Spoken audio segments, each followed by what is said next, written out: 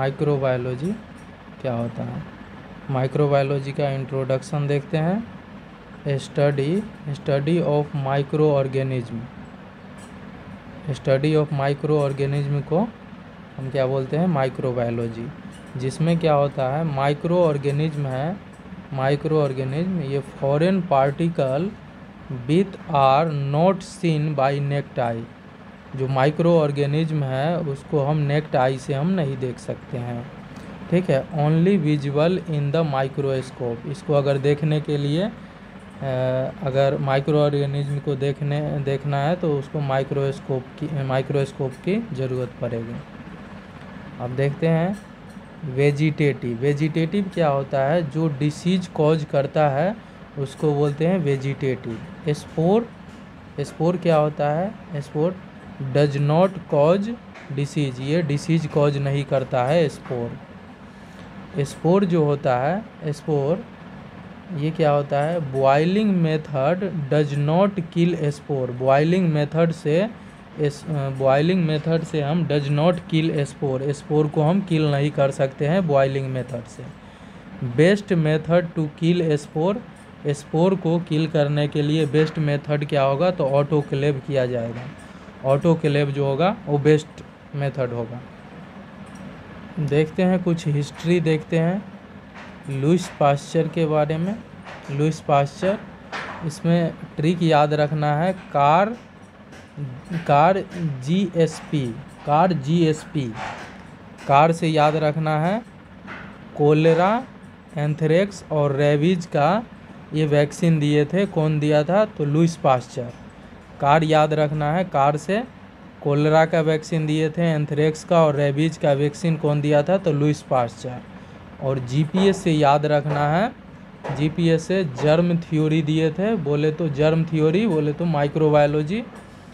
Germ theory भी Lewis pasture दिए थे। पास्चुराइजेशन ऑफ मिल्क का भी के बारे में भी लुईस पास्चर बताए थे। और इससे स्टरलाइजेशन टेक्निक भी लुईस पास्चर ने दिए थे। इसमें क्या है, हॉट एयर ओवन, एग्जाम्पल के लिए हॉट एयर ओवन। और लुईस पास्चर को फादर ऑफ माइक्रोबायोलॉजी भी कहा जाता है, ठीक है। फादर ऑफ माइक्रोबायोलॉजी भी लुईस पास्चर को कहा जाता है। तो याद रखना है, कार से याद रखना है, कोलेरा का वैक्सीन दिए थे, एंथ्रेक्स और रेबीज का वैक्सीन दिए थे लुईस पास्चर। और जीएसपी से याद रखना है, जर्म थ्योरी भी लुईस पास्चर दिए थे। पास्चुराइजेशन ऑफ मिल्क के बारे में भी लुईस पास्चर बताए थे। और स्टरलाइजेशन टेक्निक भी लुईस पास्चर दिए थे। स्टरलाइजेशन टेक्निक में हॉट एयर ओवन। अब देखते हैं रॉबर्ट कोच के बारे में देखते हैं। रॉबर्ट कोच, ये फादर ऑफ बैक्टीरियोलॉजी कहा जाता है इनको। याद रखना है, रॉबर्ट कोच को फादर ऑफ बैक्टीरियोलॉजी कहा जाता है, ठीक है। जो कि कोच बेसिलाई पे वर्क किए थे, जिसमें स्टडी ऑफ बैक्टीरिया, बोले तो माइक्रोबैक्टीरियम ट्यूबरकुलाई। याद रखना है, माइक्रोबैक्टीरियम ट्यूबरकुलाई का भी यही क्या है, माइक्रोबैक्टीरियम ट्यूबरकुलाई का भी खोज यही किए थे रॉबर्ट कोच। तो रॉबर्ट कोच को फादर ऑफ बैक्टीरियोलॉजी कहा जाता है, क्यों, क्योंकि कोच बेसिलाई पे वर्क यही किए थे रॉबर्ट कोच, जिसमें स्टडी किया जाता है बैक्टीरिया का। और कौन सा बैक्टीरिया, तो माइक्रोबैक्टीरियम ट्यूबरकुलाई। अब देखते हैं नेक्स्ट विब्रियो, ठीक है। और भी चीज़ ये दिए थे रॉबर्ट कोच, तो क्या है, विब्रियो कोलरी के बारे में ये बताए थे, ठीक है। रॉबर्ट कोच एंथ्रेक्स बैसिलाई के बारे में, स्टेनिंग टेक्निक, क्या है, स्टेनिंग टेक्निक के बारे में ये बताए थे। सॉलिड कल्चर मीडिया के बारे में, सॉलिड कल्चर मीडिया। और हेंसन बैसिलाई, बोले तो हेंसन बैसिलाई, डॉक्टर हेंसन, ठीक है। माइक्रोबैक्टीरियम क्या है, लेप्री, बोले तो लेप्रोसी और हेंसन डिसीज के बारे में भी वर्क किए थे। अब देखते हैं नेक्स्ट लोफर बेसिलाई। डॉक्टर क्या है, इनका नाम था क्या है डॉक्टर क्या है, लेलेविस लोफर। ये कॉर्नियोबैक्टीरियम डिप्थेरी पे वर्क किए थे, डिप्थेरिया के लिए। जोसेफ, याद रखना है, जोसेफ लिस्चर को क्या बोलते हैं, एंटीसेप्टिक सर्जरी का भी एंटीसेप्टिक सर्जरी के फादर कौन है? तो जोसेफ लिस्टर। ठीक है, जोसेफ लिस्टर जो है, जोसेफ लिस्टर क्या है? जोसेफ लिस्टर जो है फादर ऑफ एंटीसेप्टिक सर्जरी है। ठीक है, एंटीसेप्टिक, सेप्ट से याद रखना है इसको, सेप्ट। तो एंटीसेप्टिक सर्जरी का फादर कौन है? Joseph Lister. अब देखते हैं क्या है, पाउल इनरिच। पाउल इनरिच जो है इनको बोलते हैं father of chemotherapy. Father of chemotherapy कौन है? तो पाउल इनरिच। ये एसिड फास्ट स्टेनिंग के बारे में बताए थे। एसिड फास्ट स्टेनिंग के बारे में क्या है, पाउल इनरिच जो है वो बताए थे। ये इनको फादर ऑफ कीमोथेरेपी कहा जाता है, पाउल इनरिच को, और एसिड फास्ट स्टेनिंग पे वर्क किए थे। अब देखते हैं एडवर्ड जेनर के बारे में। देखते हैं फर्स्ट वैक्सीन जो दिए थे स्मॉल पॉक्स का, तो कौन दिया था? तो एडवर्ड जेनर दे दिए। फर्स्ट वैक्सीन स्मॉल पॉक्स का कौन दिया था? तो एडवर्ड जेनर ने दिया था। और फादर ऑफ वैक्सीनेशन भी इनको कहा जाता है। ठीक है, एडवर्ड जेनर जो है फर्स्ट वैक्सीन कौन दिए थे? तो एडवर्ड जेनर ने दिया था, और इनको फादर ऑफ वैक्सीनेशन भी कहा जाता है। अब देखते हैं एंटी वान ल्यूवेनहुक, इनको फादर ऑफ माइक्रोस्कोप कहा जाता है। फादर ऑफ माइक्रोस्कोप बोले तो लाइट माइक्रोस्कोप। ठीक है, एंटी वान ल्यूवेनहुक को फादर ऑफ माइक्रोस्कोप कहा जाता है, जो लाइट माइक्रोस्कोप पे वर्क किए थे।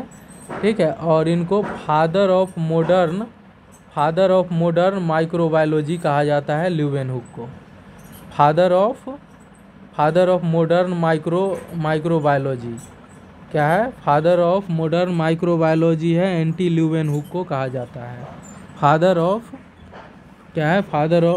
फादर ऑफ मॉडर्न माइक्रोबायोलॉजी कौन है? Anti Leeuwenhoek.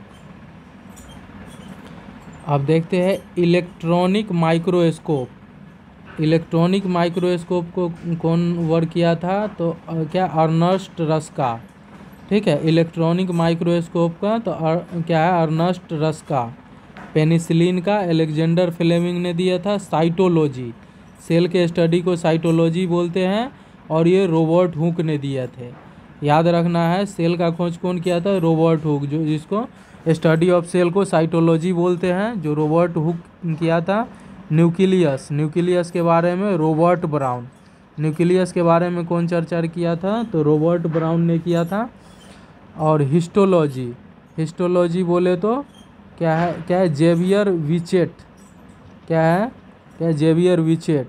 और मलेरी साइकिल कौन दिया था? मलेरिया का साइकिल कौन दिया था? रोनाल्ड रोस। मलेरिया का साइकिल कौन दिया था? तो रोनाल्ड रोस ने दिया था। ठीक है, रोनाल्ड रोस।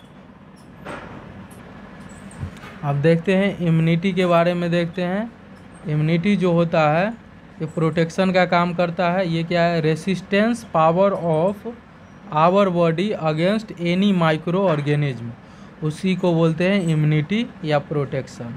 इन्नेट इम्यूनिटी जो है वो बाय बर्थ देखने को मिलता है। इन्नेट इम्यूनिटी बोले तो स्किन जो है ये फर्स्ट लाइन डिफेंस मैकेनिज्म के तरह वर्क करता है स्किन, और सेकेंड लाइन डिफेंस के तरह काम करता है न्यूट्रोफिल्स। तो इन्नेट इम्यूनिटी होता है बाय बर्थ देखने को मिलता है।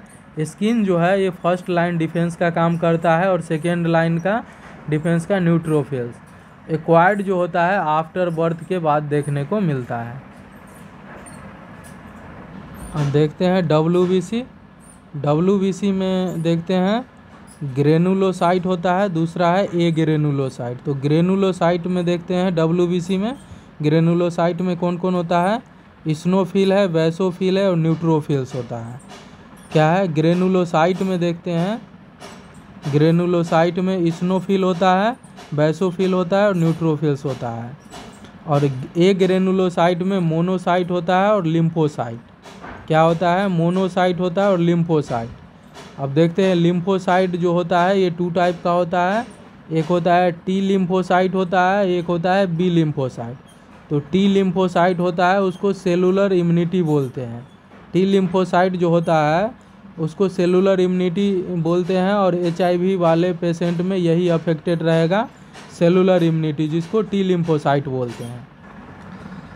तो देख लिए थे क्या है टी लिम्फोसाइट। लिम्फोसाइट का दो टाइप होता है, टी लिम्फोसाइट, एक बी लिम्फोसाइट। टी लिम्फोसाइट में क्या होता है, सेलुलर इम्यूनिटी, और HIV वाले पेशेंट में यही अफेक्टेड होता है, सेलुलर इम्यूनिटी, टी लिम्फोसाइट। अब देखते हैं बी लिम्फोसाइट को क्या बोलते हैं, ह्यूमोरल इम्यूनिटी बोलते हैं। इसमें एंटीबॉडी प्रोडक्शन होगा और इम्यूनोग्लोबुलिन। ठीक है, इसको अच्छे से अपने को याद रखना है।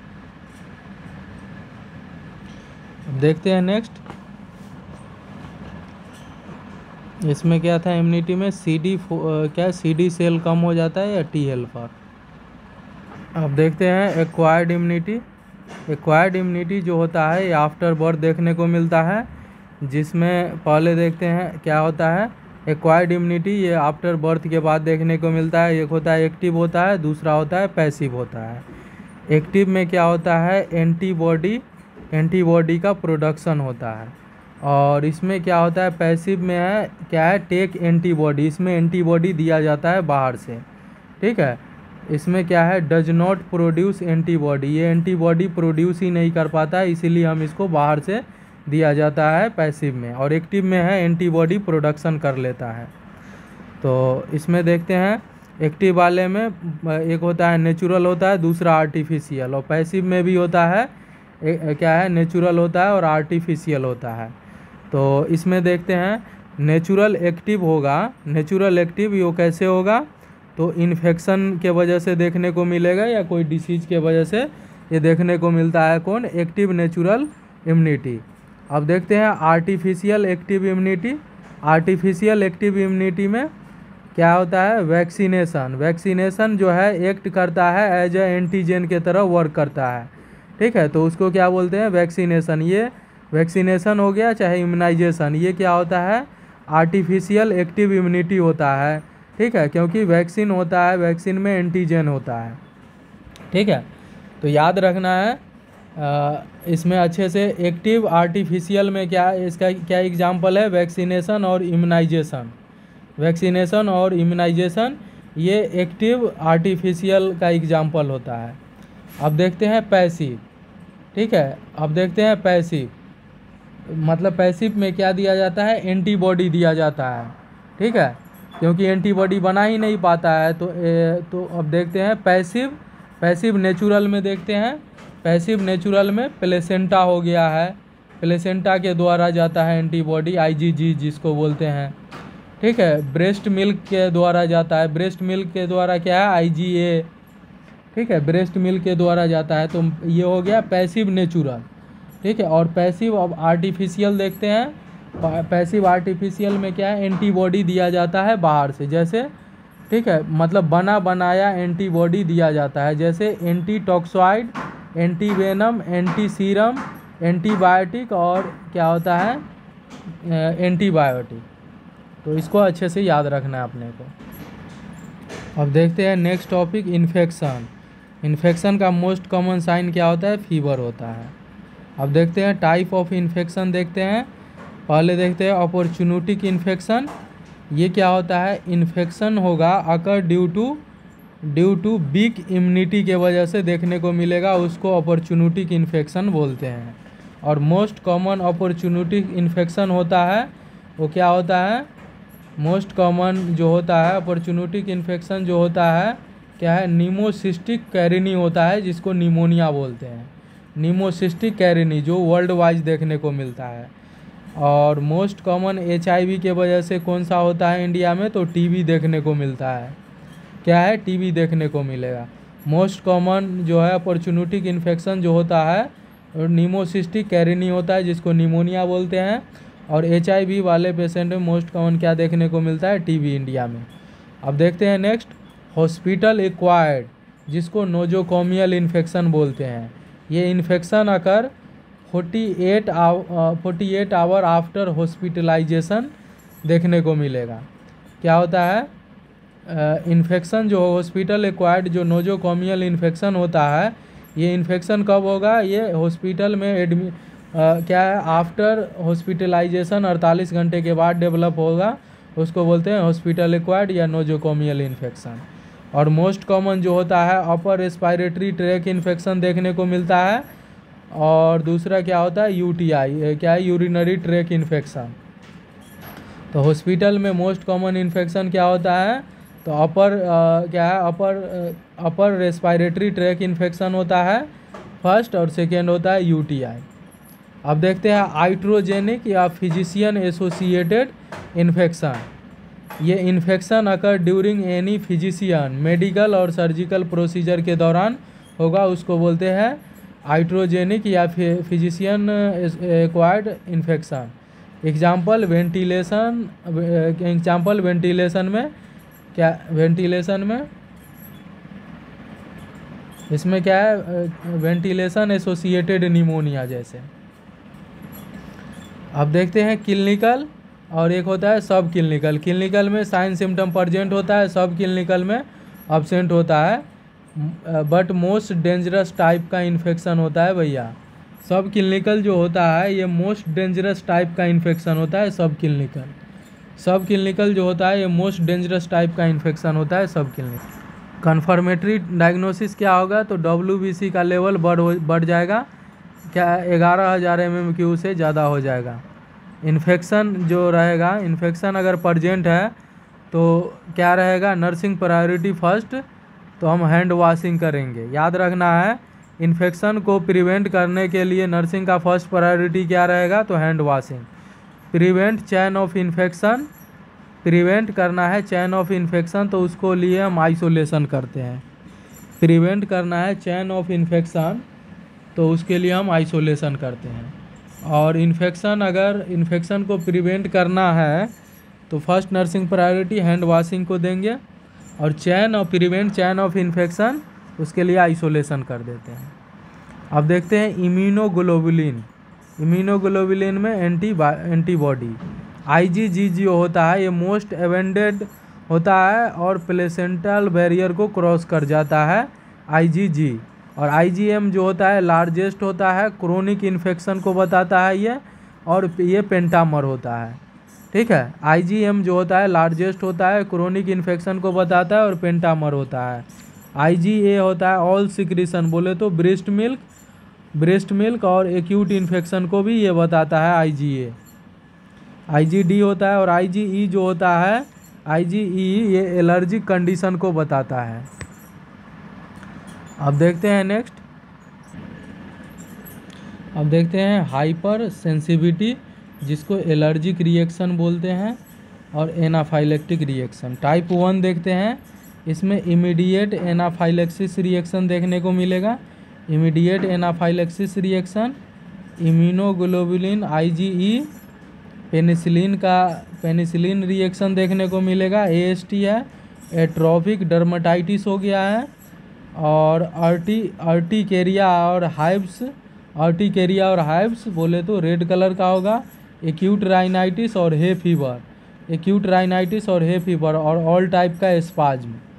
तो याद रखना है, टाइप 1 हाइपर सेंसिटिविटी में क्या क्या होता है, इमीडिएट एनाफाइलेक्सिस रिएक्शन देखने को मिलेगा, इम्यूनोग्लोबुलिन IgE देखने को मिलता है, पेनिसिलिन का रिएक्शन, AST है, एट्रोपिक डर्मेटाइटिस हो गया है।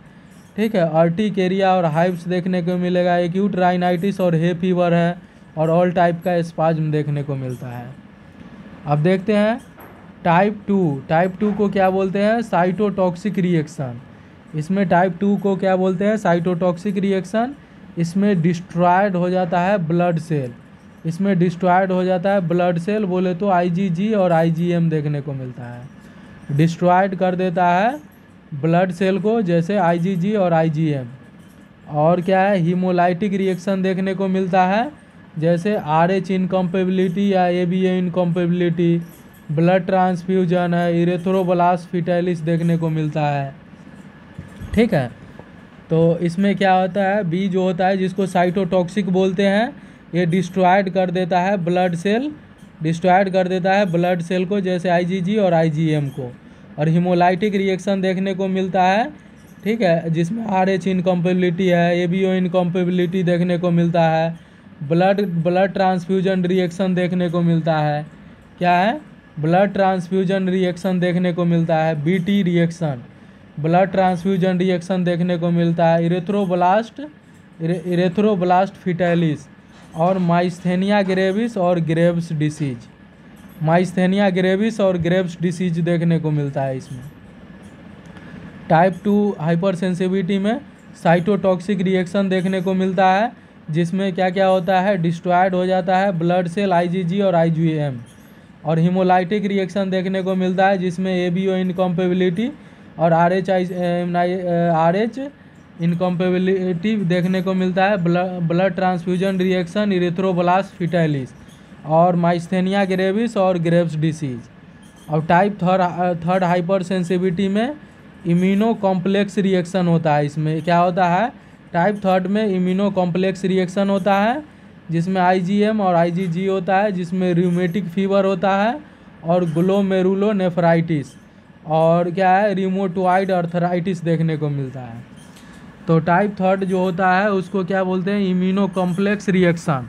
क्या है, इम्यूनो कॉम्प्लेक्स रिएक्शन देखने को मिलता है, जिसमें IgG और IgM होता है, जिसमें रूमेटिक फीवर, ग्लोमेरुलोनेफ्राइटिस और रिमोटॉइड आर्थराइटिस देखने को मिलेगा। टाइप थर्ड में है इम्यूनो कॉम्प्लेक्स रिएक्शन देखने को मिलता है, जिसमें क्या है, रूमेटॉइड फीवर, ग्लोमेरुलोनेफ्राइटिस और रूमेटॉइड आर्थराइटिस। टाइप 4 जो होता है, जिसको सेल मेडिएटेड टी लिम्फोसाइड या डिले हाइपरसेंसिटिविटी बोलते हैं। टाइप 4 जो होता है, टाइप 4 हाइपरसेंसिटिविटी, उसको सेल मेडिएटेड टी लिम्फोसाइड और डिले हाइपरसेंसिटिविटी भी बोलते हैं। तो टाइप 4 को सेल मेडिएटेड टी लिम्फोसाइड और डिले हाइपरसेंसिटिविटी बोलते हैं। ये 48 से 72 घंटे के बाद देखने को मिलता है। इसमें क्या क्या आता है, मॉन्टेस्टेक्स देखने को मिलता है, ऑर्गन ट्रांसप्लांट रिजेक्शन हो गया है, कॉर्टिकोस्टेरॉइड थेरेपी ले रहा है, कांस्टेंट डर्मेटाइटिस अगर हो गया है, सीलियक डिसीज है, पेशेंट को क्या है, सीलियक डिसीज हो गया है। तो टाइप 4 हाइपरसेंसिटिविटी जो है सेल मेडिएटेड और टी लिम्फोसाइड, जिसको बोलते हैं डिलेड हाइपरसेंसिटिविटी, ये 48 से 72 घंटे के बाद देखने को मिलता है। सेल मेडिएटेड टी लिम्फोसाइड, जिसको डिलेड हाइपरसेंसिटिविटी बोलते हैं, जिसमें मॉन्टेस्टेक्स है, ऑर्गन ट्रांसप्लांट रिजेक्शन हो गया है, कॉर्टिकोस्टेरॉइड थेरेपी है और कांस्टेंट डर्मेटाइटिस हो गया और सीलियक डिसीज।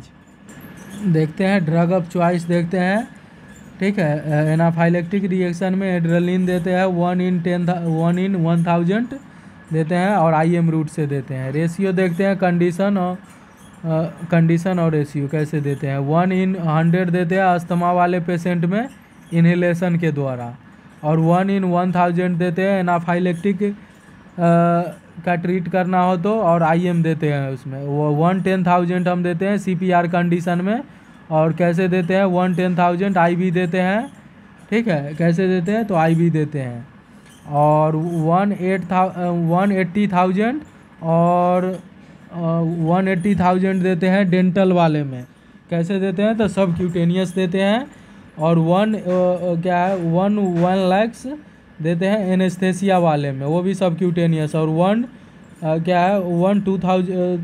2 lakhs रेशियो में देते हैं, जो करता है प्रिवेंट ब्लीडिंग के लिए, वो भी सब क्यूटेनियस हम ही देते हैं ADR। तो अस्थमा वाले पेशेंट में क्या है 1:100 रेशियो रहेगा, इन्हेलेशन के द्वारा देते हैं। 1 in 1000 रहेगा, तो एनाफाइलेक्सिस रिएक्शन के लिए ट्रीटमेंट ऑफ ड्रग यही होता है, ड्रग ऑफ चॉइस, और IM देते हैं। और उसके बाद 1 in 10,000 रहेगा, तो CPR वाले पेशेंट में देंगे IV।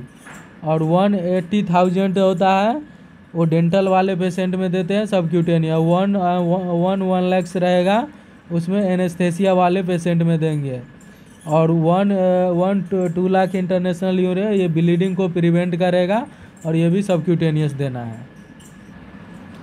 हम देखते हैं डिसइंफेक्टेंट और स्टरलाइजेशन।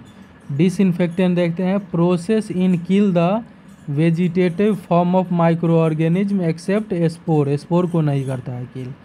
और स्टरलाइजेशन है, process is kill the all micro organism, spore और वेजिटेबल दोनों। अब देखते हैं डिसइंफेक्शन में, देखते हैं उसका टाइप, एक प्री कॉन्करेंट होता है, एक कॉन्करेंट होता है और एक टर्मिनल होता है। तो प्री कॉन्करेंट होता है disinfectant the object before hospitalisation, उसको प्री कॉन्करेंट बोलते हैं। और concurrent disinfectant the object during hospitalisation उसको कंकरेंट बोलते हैं। और टर्मिनल है disinfectant the object after death या डिस्चार्ज किया जाता है उसको टर्मिनल बोलते हैं। और स्टरलाइजेशन का आप देखते हैं टाइप, एक फिजिकल होता है, केमिकल होता है और गैस होता है। ठीक है, तो देखते हैं, पहले देखते हैं स्टरलाइज, जिसमें फिजिकल देखेंगे, केमिकल और गैस। तो फिजिकल जो होता है मोस्ट कॉमन होता है। फिजिकल में भी कौन सा, फिजिकल में होता है, फिजिकल का भी सब टाइप होता है। एक हीट होता है, रेडिएशन है, फिल्ट्रेशन है और सनलाइट है। ठीक है, तो फिजिकल में कौन कौन सा है भैया, तो हीट है, रेडिएशन है, फिल्ट्रेशन है और सनलाइट है। फिजिकल में हीट है, रेडिएशन है, फिल्ट्रेशन और सनलाइट। फिजिकल जो होता है इसमें मोस्ट कॉमन होता है। पहले फिजिकल मोस्ट कॉमन, फिजिकल में भी मोस्ट कॉमन हीट। हीट में भी कौन सा, तो एक होता है ड्राई हीट और दूसरा होता है मॉइस्ट हीट। मॉइस्ट हीट होता है मोस्ट कॉमनली देखने को मिलता है। तो ड्राई हीट में कौन कौन सा होता है, फिजिकल का टाइप है। ड्राई हीट में हॉट एयर ओवन है, इंसरेशन होता है, जलेबी जला दिए हैं, फ्लेमिंग कर रहे हैं, रेड हीट होता है ये। तो क्या क्या होता है, एक ड्राई होता है, एक मॉइस्ट हीट होता है। तो ड्राई हीट में हॉट एयर ओवन हो गया, इंसिनरेशन, फ्लेमिंग और रेड हीट। और मॉइस्ट हीट में क्या एग्जांपल होता है, मॉइस्ट हीट का ऑटोक्लेविंग, बॉयल कर रहे हैं, पास्चुराइजेशन ऑफ मिल्क हो गया और टिंडेलाइजेशन। उसके बाद क्या होता है, टिंडेलाइजेशन। तो अपने को याद रखना है हीट का जो होता है, हीट में दो होता है, कि ये ड्राई हीट होता है, दूसरा मॉइस्ट हीट होता है। ड्राई हीट में है hot air oven, incineration, flaming और रेड हीट। और मॉइस्ट हीट में है autoclaving, boiling, pasteurisation of milk और टिंडेलाइजेशन। रेड हीट जो होता है इसमें क्या है, अनऑक्लूटिंग लूप्स हो जाता है, अनऑक्लूटिंग लूप हो जाता है रेड हीट में। फ्लेमिंग में ग्लास स्लाइड देखने को मिलता है, ग्लास स्लाइड। ठीक है, क्या है, ग्लास स्लाइड देखने को मिलता है। रेड हीट जो होता है इनक्यूलेशन लूप हो जाता है, फ्लेमिंग में ग्लास स्लाइड होता है। हॉट एयर ओवन के बारे में देखते हैं, ये 160 डिग्री सेल्सियस होता है फॉर 1 आवर के लिए। ठीक है, याद रखना है, हॉट एयर ओवन में 160 डिग्री सेल्सियस रखते हैं फॉर 1 आवर के लिए। और यूज कहाँ पे करते हैं, शार्प इंस्ट्रूमेंट जैसे सीजर है, ब्लेड है, स्काल्पल है, वहाँ यूज करते हैं hot air oven. Hot air oven के लिए हम यूज करते हैं, उसमें 160 डिग्री सेल्सियस हम यूज करते हैं फॉर 1 आवर के लिए, जिसमें शार्प इंस्ट्रूमेंट हम स्टरलाइज करेंगे। और जैसे सीजर है, ब्लेड है और स्काल्प है। इंसिनरेशन जो है best method to destroyed hospital waste, वो इंसिनरेशन होता है। इसमें टेम्परेचर जो यूज करते हैं 800 से 1200 सेल्सियस हम यूज करते हैं। और उसके एग्जांपल येलो बैग वेस्ट, जैसे येलो बैग में जो वेस्ट रहेगा उसको हम जला देते हैं। इंसिनरेशन ये best method to destroyed hospital होता है, जिसमें टेम्परेचर 800 से 1200 सेल्सियस हम यूज करते हैं। येलो बैग वेस्ट इसमें यूज होता है। अब नेक्स्ट देखते हैं भैया बॉइलिंग, जिसमें 100 डिग्री सेल्सियस पे करते हैं। ये डोमेस्टिक मेथड ऑफ स्टरलाइजेशन होता है, बॉइलिंग 100 डिग्री सेल्सियस पे। नोट देखते हैं, शार्प इंस्ट्रूमेंट होता है does not sterilise. Sharp instrument को है डज नॉट स्टरलाइज किया जाता है। ठीक है, बॉयल नहीं किया जाता है शार्प इंस्ट्रूमेंट को स्टरलाइज के लिए। स्पोर फॉर्म है does not kill by boiling. जैसे किसको मतलब बॉयल करोगे, क्या फीडिंग बोतल हो गया है, इनर कैनुला है, ट्रेकियोस्टोमी ट्यूब के। अब टिंडेलाइजेशन जो होता है 100 डिग्री पे किया जाता है, टाइम 20 मिनट के लिए और डे कंटिन्यू फॉर 3 डेज के लिए। टिंडेलाइजेशन है 100 डिग्री पे किया जाता है, टाइम 20 मिनट के लिए और डे कंटिन्यू किया जाता है 3 डेज के लिए। और इसमें एग्जांपल कल्चर मीडिया हम यूज करते हैं टिंडेलाइजेशन में। ऑटोक्लेविंग जो होता है भैया बेस्ट मेथड होता है स्टरलाइजेशन का, डिस्कवर बाय चार्लेस कैम्बरलैंड। चार्लेस कैम्बरलैंड ने दिया था, ऑटोक्लेव के बारे में बताया था। डिस्कवर कौन किया था ऑटोक्लेव का, तो चार्लेस कैम्बरलैंड। ये बेस्ट मेथड ऑफ स्टरलाइजेशन होता है ऑटोक्लेव। जो कि एक मॉइस्ट हीट का एग्जाम्पल है। बेस्ट मेथड ऑफ स्टरलाइजेशन और डिस्कवर कौन किया था, तो चार्ल्स कैम्बरलैंड। टेम्परेचर इसमें यूज होता है, ठीक है, क्या 121 degree Celsius, 121 degree Celsius, time 15 से 20 मिनट के लिए। और प्रेशर इसमें यूज करते हैं 15 LBS पर इंच स्क्वायर, 15 इंच पर क्या है 15 LBS पर इंच स्क्वायर हम यूज करते हैं, ठीक है। नॉन डिस्पोजेबल आइटम हम यूज करते हैं ऑटोक्लेव में, और ग्लव्स हो गया, गाउन हो गया, ग्लव्स हो गया है। ऑल OT इंस्ट्रूमेंट भी हम यूज करते हैं, ऑल OT इंस्ट्रूमेंट। तो याद रखना है, ऑटोक्लेव जो होता है बेस्ट मेथड ऑफ स्टरलाइजेशन है।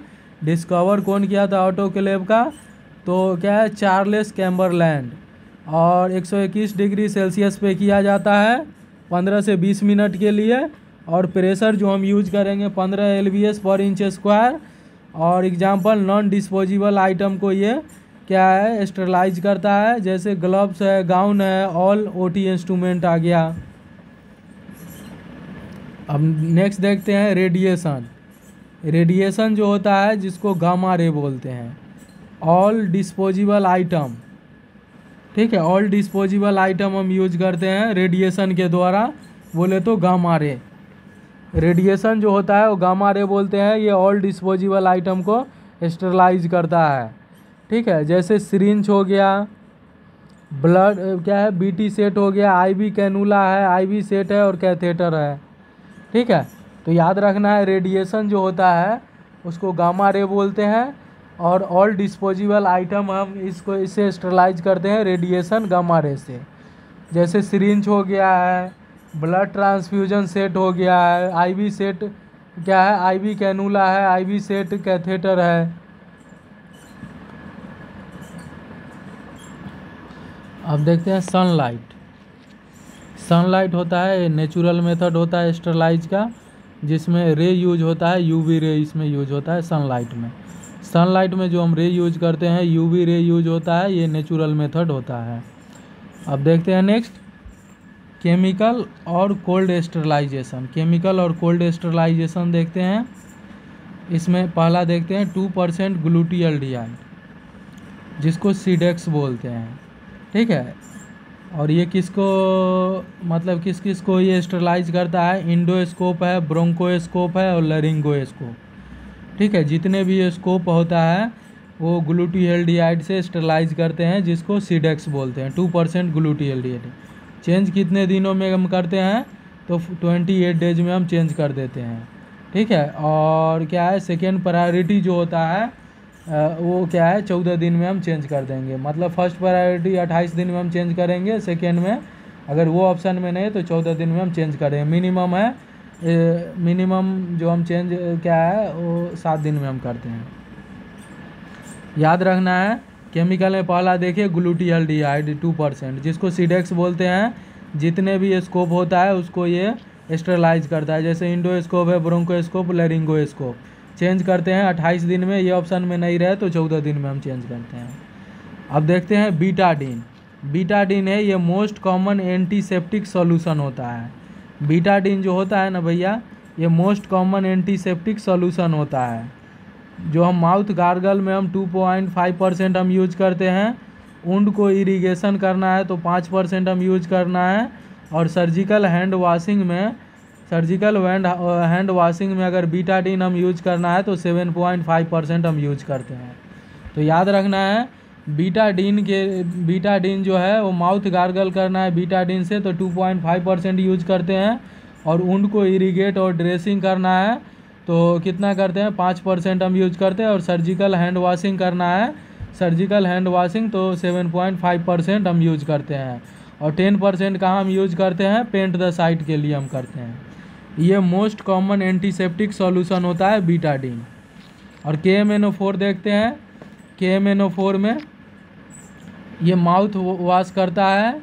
ब्लेडर इरिगेशन में हम KMNO4 यूज करते हैं। सिर्ज बाथ में कोलोन का इरिगेशन करना है तो भी हम KMNO4 का यूज करते हैं। KMNO4 में ब्लेडर इरिगेशन करना है तो उसका रेशियो जो रहेगा वो कितना रहेगा, 1 in 5000 रहेगा। ठीक है, रेशियो जो रहेगा 1 in 5000 रहेगा। और कोलोन का इरिगेशन जो करना है KMNO4 से तो 1 in 10,000 रेशियो रहता है। तो ब्लेडर इरिगेशन में जो रेशियो हम यूज करते हैं KMNO4 का 1 in 5000 रहेगा, 1 in 10,000 रहता है कोलोन इरिगेशन के लिए। और ये माउथ वॉश में भी यूज होता है और सिरजवात के लिए भी हम KMNO4 यूज करते हैं। सेवलॉन जो है ये क्लीन करता है थर्मोमीटर का, जिसमें रेशियो होता है 1:120 होता है। अब देखते हैं सोडियम हाइपोक्लोराइड। सोडियम हाइपोक्लोराइड जो होता है ये स्प्लिट मैनेजमेंट करता है। HIV पर्सन का ब्लड अगर फ्लोर पे गिर गया हो, HIV ब्लड फ्लोर है, मरकरी ऑन फ्लोर पे है, तो हम सोडियम हाइपोक्लोराइड से हम यूज करते हैं। 10% सोडियम हाइपोक्लोराइड हम यूज करते हैं मोस्ट कॉमन। ये नहीं रहेगा तो 5% हम यूज करेंगे, ये भी नहीं रहेगा तो 1% हम यूज करते हैं। मोस्ट कॉमन जो हम यूज करते हैं फर्स्ट प्रायोरिटी 10% हम सोडियम हाइपोक्लोराइड यूज करते हैं। ये ऑप्शन में नहीं है तो 5% हम यूज करते हैं, ये भी नहीं रहेगा तो 1% हम सोडियम हाइपोक्लोराइड यूज करते हैं। अब देखते हैं फिनॉल। फिनॉल के बारे में, ये स्ट्रॉन्गेस्ट एंटीसेप्टिक सॉल्यूशन होता है। सबसे ज़्यादा स्ट्रॉन्गेस्ट एंटीसेप्टिक सॉल्यूशन जो होता है फिनॉल होता है। ये क्लीन करता है फ्लोर को क्लीन करते हैं फिनॉल से।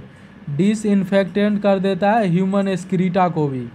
ह्यूमन एक्सक्रीटा जो होता है उसको भी डिसइंफेक्टेंट कर देता है फिनॉल। क्लीन करना फ्लोर को तो फिनॉल से हम यूज करते हैं। स्ट्रॉन्गेस्ट एंटीसेप्टिक सॉल्यूशन होता है फिनॉल। फिनॉल जो होता है स्ट्रॉन्गेस्ट एंटीसेप्टिक सॉल्यूशन होता है, याद रखना है अच्छे से।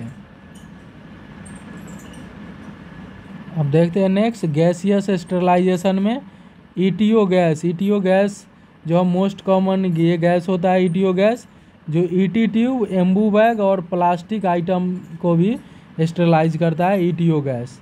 गैसियस स्टरलाइजेशन में ETO gas most common use होता है, जिसमें ET ट्यूब होगा, एम्बू बैग और प्लास्टिक आइटम हम को स्टरलाइज करना है गैसियस स्टरलाइजेशन से, तो ETO गैस हम यूज करते हैं। अब देखते हैं फॉर्मल्डिहाइड।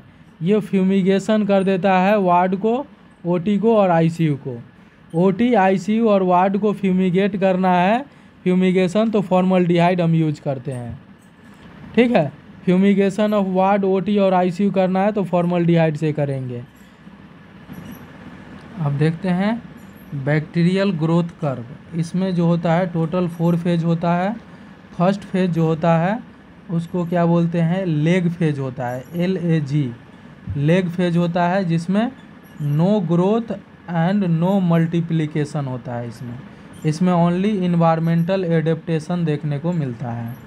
तो लेग फेज में है क्या है, नहीं कोई ग्रोथ होता है और न मल्टीप्लिकेशन। इसमें होता है ओनली इन्वायरमेंट का एडेप्टेशन होता है। सेकेंड फेज होता है जिसको लॉग फेज बोलते हैं, जिसको एक्सपोनेंशियल फेज बोलते हैं। इसमें ग्रोथ एंड मल्टीप्लिकेशन देखने को मिलता है और साइन एंड सिम्टम अपीयर होता है इसमें। ठीक है, तो सेकेंड फेज होता है जिसको लॉग फेज बोलते हैं, उसको एक्सपोनेंशियल फेज भी बोलते हैं, जिसमें ग्रोथ एंड मल्टीप्लिकेशन देखने को मिलता है लॉग फेज में और साइन एंड सिम्टम अपीयर होता है। थर्ड फेज होता है उसको क्या बोलते हैं, स्टेनिंग फेज या कांस्टेंट फेज बोलते हैं। थर्ड फेज को स्टेशनरी और कांस्टेंट फेज बोलते हैं। इसमें हम एंटीबायोटिक स्टार्ट कर देते हैं। थर्ड फेज को स्टेशनरी या कांस्टेंट फेज बोलते हैं, इसमें एंटीबायोटिक स्टार्ट कर देते हैं। इसमें सेम होता है रिप्रोडक्टिव रेट और डेथ रेट, इसमें सेम होता है। फोर्थ फेज जो होता है, फोर्थ फेज उसको बोलते हैं डेथ और डिक्लाइन फेज बोलते हैं, जिसमें रिप्रोडक्टिव रेट तो कम हो जाता है, ठीक है, लेकिन रिप्रोडक्टिव रेट है वो कम हो जाता है मगर डेथ रेट बढ़ जाता है, तो इसीलिए इसी को बोलते हैं डिक्लाइन फेज। क्या होता है, लेग होता है, लॉग होता है, स्टेशनरी जिसको कांस्टेंट बोलते हैं और फिर डिक्लाइन होता है। अब देखते हैं एसिड फास्ट स्टेनिंग, जिसको ZN स्टेनिंग बोलते हैं। एसिड फास्ट स्टेनिंग को ZN स्टेनिंग बोलते हैं और ये माइक्रोबैक्टीरियम ट्यूबरकुलाई में देखने को मिलता है। एल्बर्ट स्टेनिंग जो होता है वो माइक्रोबैक्टीरियम क्या है, कॉर्नियोबैक्टीरियम डिप्थेरी में देखने को मिलता है। अल्बर्ट स्टेनिंग है कॉर्नियोबैक्टीरियम डिप्थेरी में देखने को मिलता है। ग्राम स्टेनिंग जो होता है मोस्ट कॉमन यही होता है, ग्राम स्टेनिंग, ये जिसमें ग्राम पॉजिटिव है ग्राम नेगेटिव। ग्राम पॉजिटिव जो होता है वो वायलेट कलर का होता है और ग्राम नेगेटिव होता है वो रेड कलर का होता है। तो ग्राम स्टेनिंग मोस्ट कॉमन होता है जिसमें ग्राम पॉजिटिव वाले जो होगा वायलेट कलर और ग्राम नेगेटिव होगा और रेड कलर होगा। अब देखते हैं माइकोलॉजी स्टडी ऑफ फंगस को माइकोलॉजी बोलते हैं। मायोलॉजी क्या होता है, स्टडी ऑफ मसल को मायोलॉजी बोलते हैं। उसके बाद देखते हैं माइलोलॉजी स्टडी ऑफ स्पाइनल कोड को माइलोलॉजी बोलते हैं। मोस्ट कॉमन जो फंगस होता है कैंडिडा एल्बिकन्स होता है। मोस्ट कॉमन फंगस कौन सा होता है, तो कैंडिडा एल्बिकन्स होता है जो ओरल थ्रश करा देता है भैया। मोस्ट कॉमन फंगस होता है कैंडिडा एल्बिकन्स जो ओरल थ्रश करा देता है। अब देखते हैं वेजिनाइटिस जो होता है जिसको मोनेलियाकिक वेजिनाइटिस बोलते हैं। इसमें क्या है, कर्डी डिस्चार्ज होता है। ठीक है, कैसा होता है, कर्डी डिस्चार्ज। और मोस्ट कॉमन जो होता है प्रेगनेंसी और जीडीएम में देखने को मिलता है। प्रेगनेंसी और जीडीएम में क्या था, वेजिनाइटिस, मोनेलियाकिक वेजिनाइटिस, जिसमें कर्डी डिस्चार्ज होता है। मोस्ट कॉमन प्रेगनेंसी और जीडीएम में देखने को मिलता है। अब देखते हैं टीनिया कैपिटस, ये क्या होता है, फंगल इन्फेक्शन होता है और कहाँ का, स्काल्प का। ठीक है, इसको बोलते हैं टीनिया कैपिटस। ठीक है, और टीनिया कॉर्पोरिस जो होता है, टीनिया कॉर्पोरिस, ये फंगल इन्फेक्शन होता है ग्रोइंग एरिया का। टीनिया कॉर्पोरिस जो होता है, टीनिया कॉर्पोरिस, ये फंगल इन्फेक्शन होता है ग्रोइंग एरिया का, उसको बोलते हैं टीनिया कॉर्पोरिस। और टीनिया पेडिस होता है, फंगल इन्फेक्शन होता है टो और एथलेटिक फुट का, उसको टीनिया पेडिकुलस बोलते हैं। क्या है, टीनिया कैपिटस जो होता है फंगल इन्फेक्शन होता है स्काल्प का। और टीनिया कॉर्पोरिस जो ग्रोइंग एरिया का फंगल इन्फेक्शन होता है। अब देखते हैं नेक्स्ट, विब्रियोलॉजी, स्टडी ऑफ वायरस को विब्रियोलॉजी बोलते हैं। डिस्कवर कौन किया था, तो कौन किया था, क्या है, डिमिट्री, क्या है, इसको क्या बोलते हैं, डिमिट्री इवानोवास्की, क्या है, डिमिट्री इवानोवास्की बोलते हैं। ठीक है, जो लिविंग वायरस होता है, ये क्या होता है, लिविंग वायरस होता है। इसमें क्या है, डीएनए वायरस होता है, आरएनए वायरस होता है। डीएनए वायरस क्या क्या होता है, हेपेटाइटिस बी है, सीएमवी है, हर्पीज सिम्प्लेक्स है, पॉक्स क्या होता है, पॉक्स वायरस होता है और पर्बो वायरस। ठीक है, तो डीएनए वायरस होता है, हेपेटाइटिस बी है, सीएमवी है, हर्पीज सिम्प्लेक्स वायरस है, पॉक्स वायरस है और पर्बो वायरस है। ठीक है, डीएनए वायरस कौन कौन है, हेपेटाइटिस बी है, सीएमवी है, हर्पीज सिम्प्लेक्स है और क्या है, पर्बो वायरस है और पॉक्स और पर्बो वायरस है। आरएनए वायरस में हेपेटाइटिस ए, सी, डी और ई होता है। कोरोना वायरस होता है, वो भी आरएनए वायरस है। एचआईवी का जो है वो आरएनए वायरस होता है। रोटा वायरस जो होता है वो भी आरएनए वायरस होता है। पैरामाइक्सो वायरस होता है, वो भी आरएनए वायरस है। फ्लेवी वायरस, ये भी RNA virus. Influenza RNA virus होता है और टॉक्जो वायरस होता है, वो भी आरएनए वायरस होता है। तो याद रखना है, आरएनए वायरस में क्या है, हेपेटाइटिस ए, सी, डी और ई होता है आरएनए वायरस। कोरोना वायरस है, वो भी आरएनए है। एचआईवी है, वो आरएनए वायरस है। रोटा वायरस है, क्या है, पैरामाइक्सो वायरस है, फ्लेवी वायरस है, इन्फ्लुएंजा है, टॉक्जो वायरस है, ये सब आरएनए वायरस होता है। तो डीएनए वायरस होता है, ये कम है इसीलिए इसी को याद कर लो। एचआईवी वायरस हो गया, हेपेटाइटिस बी है, सीएमवी है, हर्पीज है, पॉक्स है और पर्बो वायरस होता है। अब देखते हैं लार्जेस्ट वायरस कौन होता है, तो पॉक्स वायरस होता है।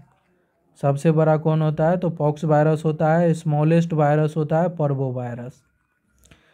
लार्जेस्ट वायरस कौन होता है? पॉक्स वायरस होता है। और स्मॉलेस्ट वायरस कौन होता है? तो पर्वो वायरस होता है। देखते हैं अब कंप्लीट न्यूट्रिशन। माइक्रोबायोलॉजी ख़त्म हो गया, अब कंप्लीट न्यूट्रिशन देखते हैं, जिसमें न्यूट्रिशन देखते हैं। न्यूट्रिशन है लैटिन वर्ड से दिया गया है। National institute of nutrition was establish कहाँ हुआ था? तो हैदराबाद में हुआ था। कब हुआ था? तो 1958 में। वर्ल्ड न्यूट्रिशन डे जो मनाया जाता है 28 मई को मनाया जाता है, याद रखना है। वर्ल्ड न्यूट्रिशन डे है 28 मई को मनाया जाता है। क्लासिफिकेशन ऑफ फूड देखते हैं based on function. Based on function देखते हैं। एनर्जी गिविंग फूड जो होता है वो कार्बोहाइड्रेट और फैट होता है।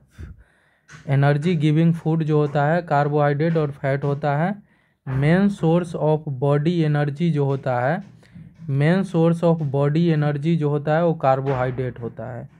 मेन सोर्स जो होता है बॉडी एनर्जी का वो कार्बोहाइड्रेट होता है। और मैक्सिमम एनर्जी और यील्डिंग फूड जो होता है वो फैट होता है।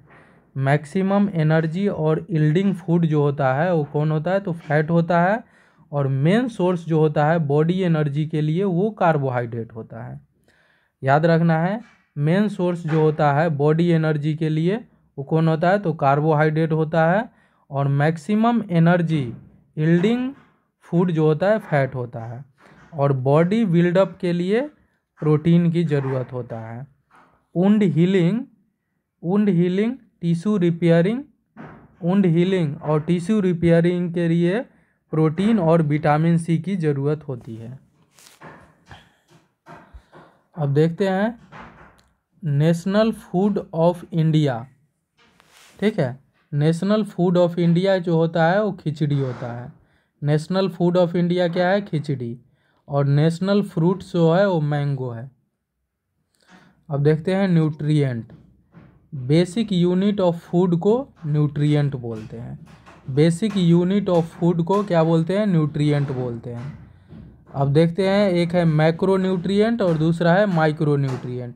मैक्रो न्यूट्रिएंट जो होता है लार्ज अमाउंट ऑफ फूड होता है और does not directly absorb in blood. ये डायरेक्टली एब्जॉर्ब नहीं होता है ब्लड में।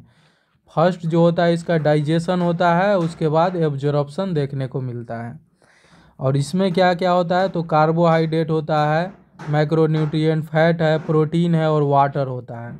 याद रखना है मैक्रोन्यूट्रिएंट में क्या क्या होता है? तो कार्बोहाइड्रेट, फैट, प्रोटीन और वाटर होता है। ठीक है, मैक्रोन्यूट्रिएंट। अब देखते हैं माइक्रोन्यूट्रिएंट होता है डायरेक्टली एब्जॉर्ब हो जाता है माइक्रोन्यूट्रिएंट ब्लड में।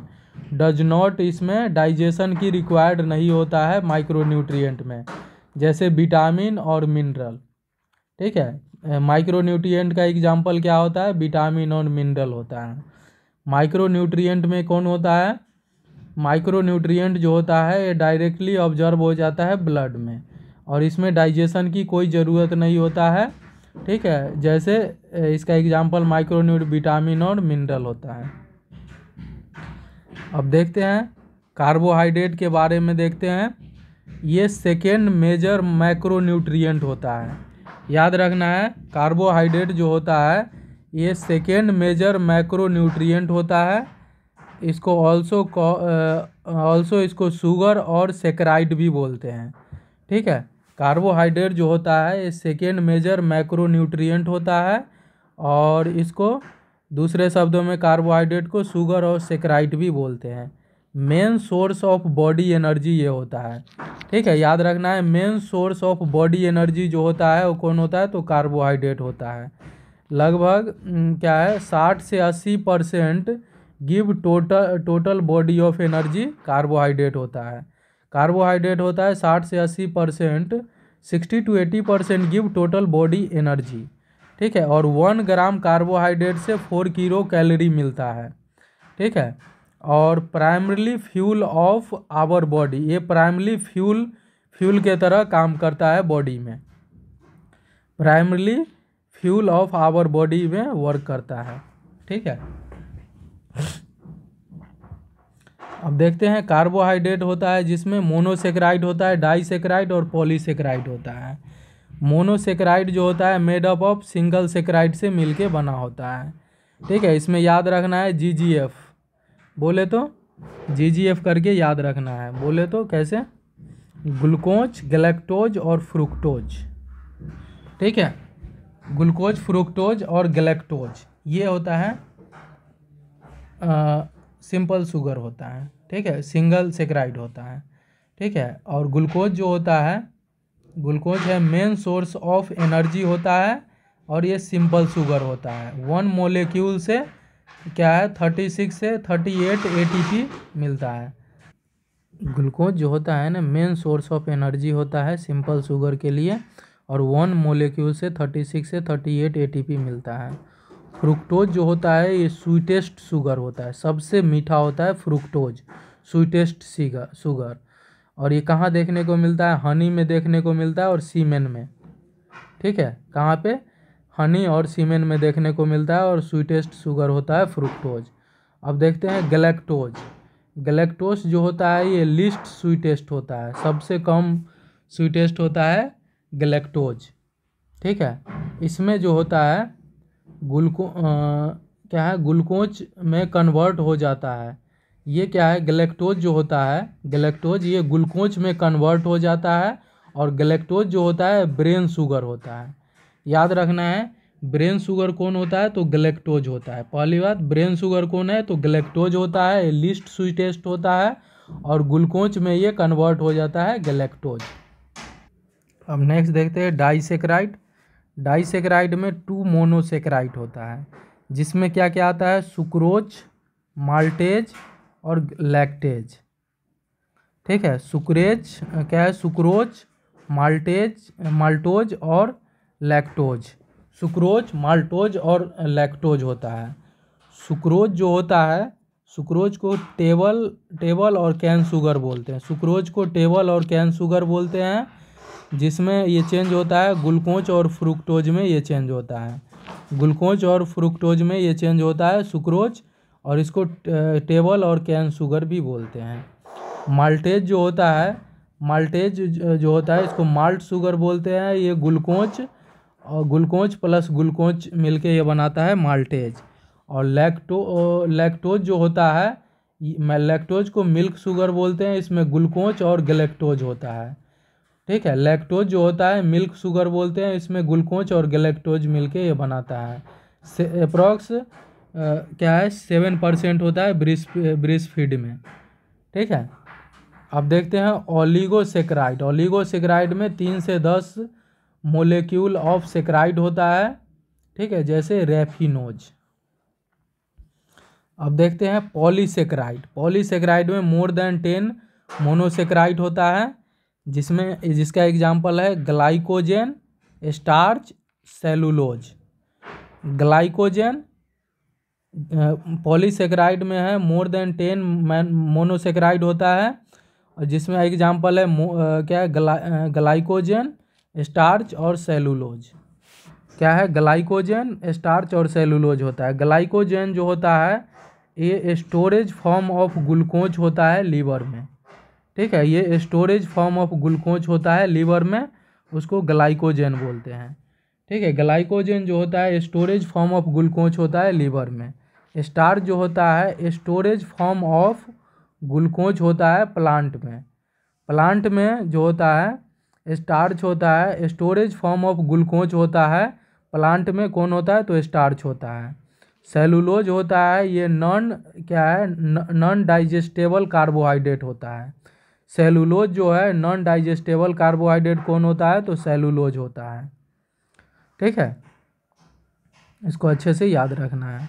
पॉलीसेकेराइड है मोर देन 10 मोनोसेकेराइड होता है, जिसमें ग्लाइकोजन है स्टोर होता है ग्लूकोज फॉर्म में, कहाँ पे, लीवर में। और स्टार्च जो होता है ये भी स्टोरेज फॉर्म होता है ग्लूकोज, किसके लिए, तो प्लांट के लिए। सेलुलोज है नॉन डाइजेस्टेबल कार्बोहाइड्रेट होता है।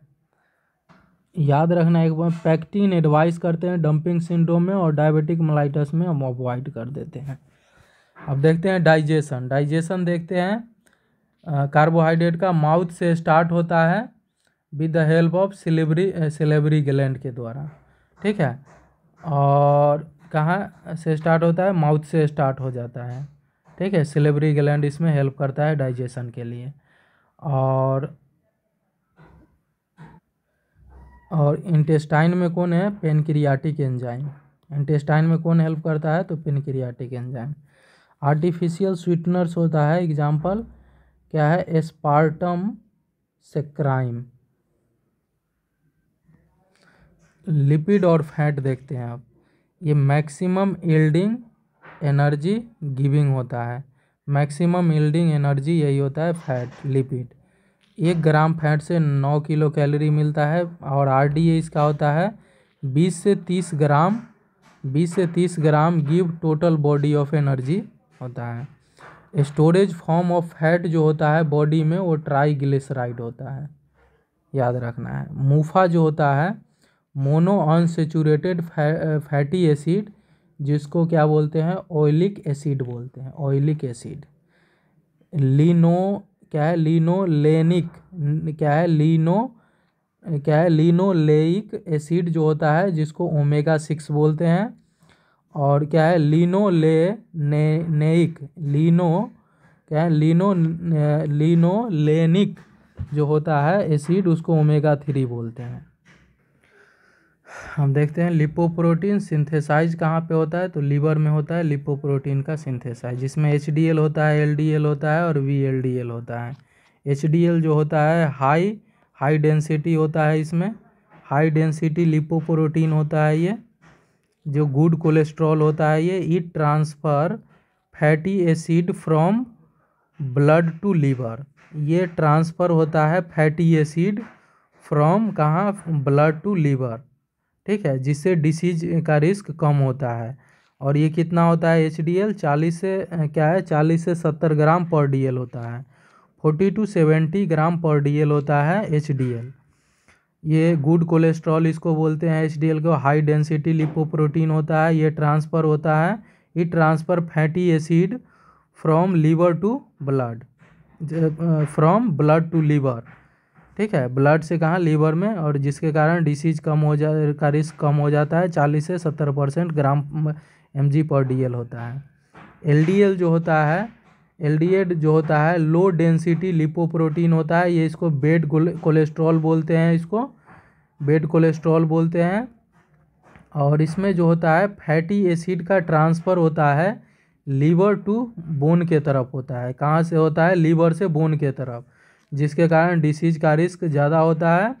और ये होता है कितना, 70 से 130 mg पर डीएल होता है। कितना होता है, 70 से 130 mg पर डीएल होता है, ठीक है।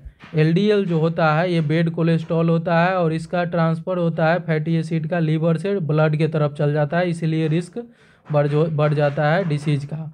और ये कितना होता है, एलडीएल 70 से 130 mg पर डीएल होता है।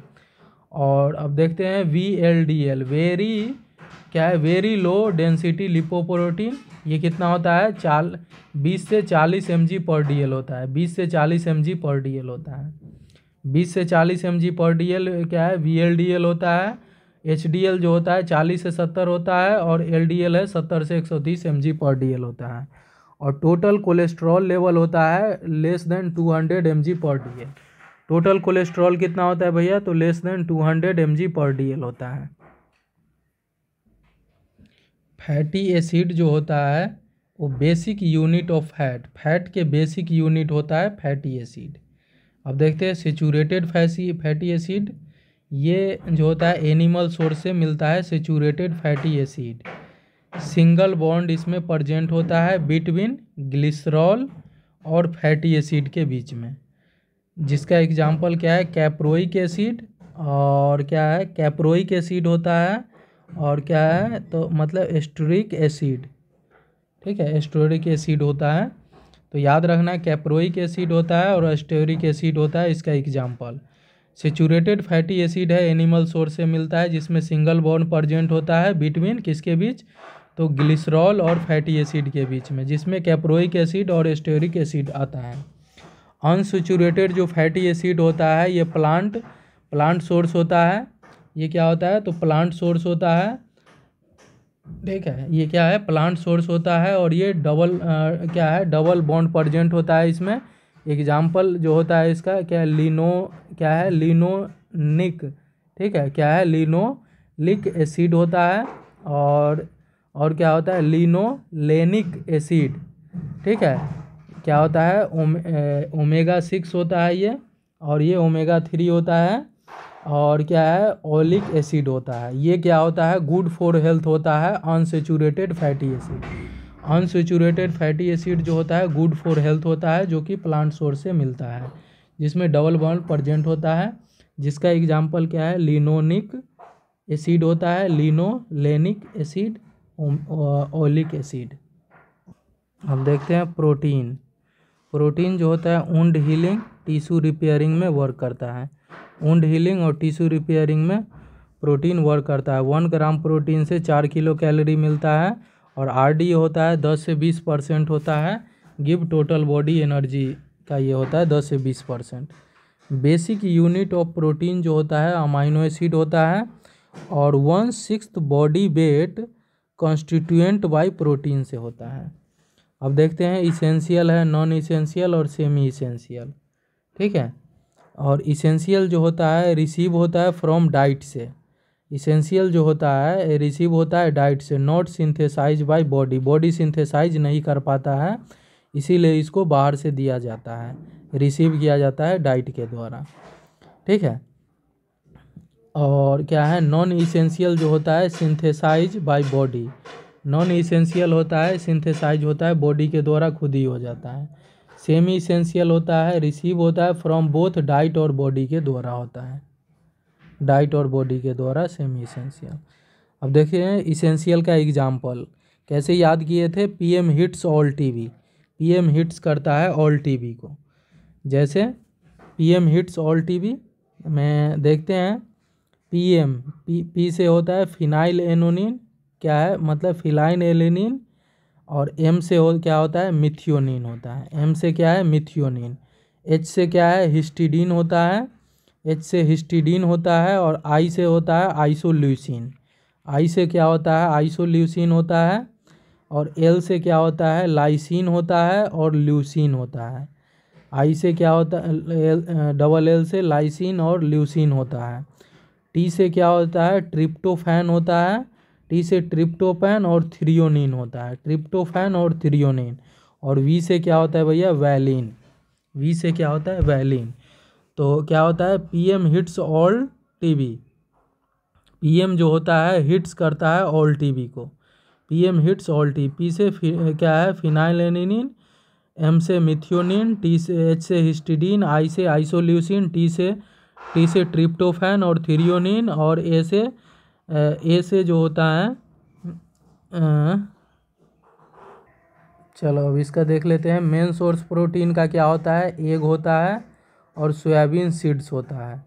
एग जो होता है हाईएस्ट क्वालिटी होता है। एग में क्या होता है, एग प्रोटीन जो होता है ये हाईएस्ट क्वालिटी होता है। और सोयाबीन होता है ये क्वांटिटी होता है। अब देखते हैं ट्रिप्टोफैन है is the precaution of vitamin B3, जिसको सीरोटेनिन बोलते हैं। और क्या है, ग्लाइसिन जो है हेल्प करता है सिंथेसिस ऑफ HB और बाइल एसिड के लिए। ग्लाइसिन जो होता है हेल्प करता है सिंथेसिस ऑफ HB और बाइल एसिड। अब देखते हैं अब्सेंट कहाँ पे होता है अमाइनो एसिड। वीट में क्या होता है, गेहूं में लाइसिन का कमी होता है। वीट में है लाइसिन का कमी होता है। राइस में, चावल में क्या है, थ्रियोनिन, ठीक है, थ्रियोनिन की कमी होता है राइस में, थ्रियोनिन। और मैज में क्या है, ट्रिप्टोफैन की कमी होता है, ट्रिप्टोफैन मैज में। और पल्स में क्या होता है, मिथियोनिन। पल्स में किसका कमी होता है, पीएम की कमी होता है। पी से पीएम, एम से मिथियोनिन, पल्स में मिथियोनिन। और क्या है, मैज में ट्रिप्टोफैन। मैज में किसका कमी होता है, तो ट्रिप्टोफैन। राइस में थ्रियोनिन, ठीक है, और वीट में लाइसिन। और प्रोटीन कितना देते हैं, 1 ग्राम पर केजी पर डे हम देते हैं। बोले तो RDA 50 से 60 ग्राम पर डे हम देते हैं। रीनल फेलियर वाले पेशेंट में 20 ग्राम पर डे देते हैं। रीनल फेलियर में 20 ग्राम पर डे हम देते हैं। और RDA होता है 50 से 60 ग्राम पर डे हम देते हैं प्रोटीन। इसको ऐसे याद किया जा सकता है, RT मतलब राइस में थ्रियोनिन की कमी है, और MT मतलब मेज में जो होता है ट्रिप्टोफैन की कमी है, और पल्स को कैसे याद रखना है, PM से पल्स में क्या चीज़ की कमी है, मिथियोनिन। ठीक है, मिथियोनिन। प्रोटीन का डाइजेशन है वो माउथ में नहीं होता है, कहाँ पे होता है, स्टमक में होता है। ठीक है, स्टमक में होता है, पेप्सिन हेल्प करता है। और इंटेस्टाइन में जो होता है ट्रिप्सिन और काइमोट्रिप्सिन होता है। इंटेस्टाइन में क्या होता है, ट्रिप्सिन और काइमोट्रिप्सिन।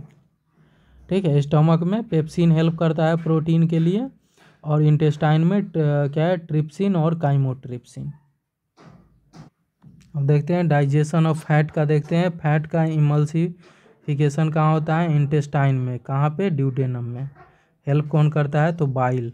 फैट का इमल्सिफिकेशन कहाँ पे होता है, इंटेस्टाइन में, और कौन करता है, तो बाइल। फैट का डाइजेशन कौन करता है, तो इंटेस्टाइन में होता है फैट का डाइजेशन, वो भी हेल्प करता है पेनक्रियाटिक लाइपेज। Pancreatic lipase. अब देखते हैं विटामिन। कश्मीरी फंक जो होता है, कश्मीरी फंक ने दिया था 1912 में, 1912 में कश्मीरी फंक। और फर्स्ट डिस्कवर विटामिन है विटामिन B1, 1910 में हुआ था। लास्ट विटामिन B12 1948 में। फर्स्ट जो है फैट सोलूबल विटामिन जो है, फर्स्ट फैट सोलूबल विटामिन कौन है, तो विटामिन A, 1913 में। फर्स्ट जो है फैट सोलूबल विटामिन है विटामिन A, जो 1913 में इसका खोज हुआ था। और लास्ट फैट सोलूबल विटामिन है विटामिन K, 1939 में इसका खोज हुआ था।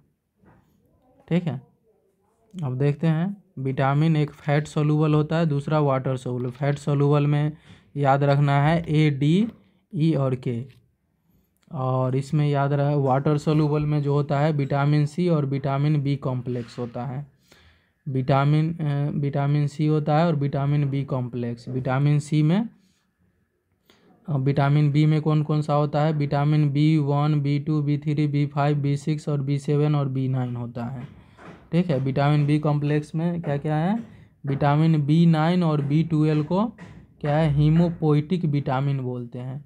विटामिन क्या है, B9 और B12 जो होता है, फॉलिक और साइनोकोबालामाइन जो होता है, उसको हीमोपोइटिक विटामिन बोलते हैं। ठीक है, हीमोपोइटिक विटामिन बोलते हैं।